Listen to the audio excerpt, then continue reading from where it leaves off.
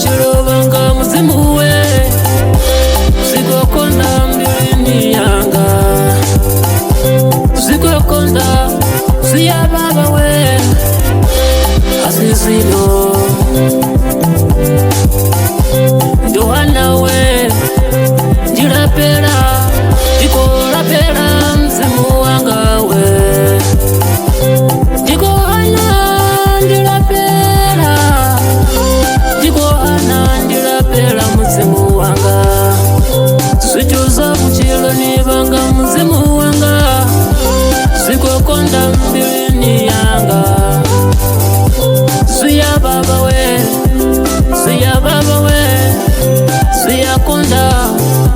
zikokonda hazindito hanandirapera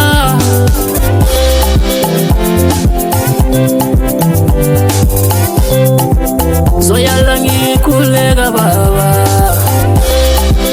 zoyalangi tandaza ngozi yami zoyalamina ikulega zoyalamina baba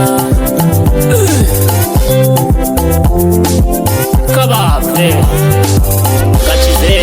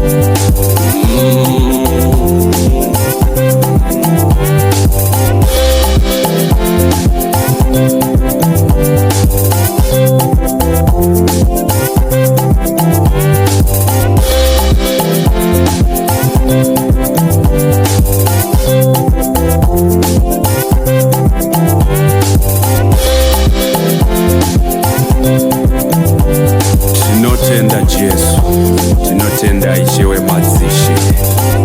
nekuti makanyora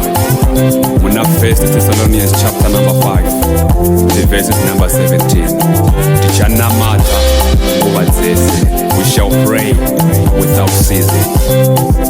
Tatenda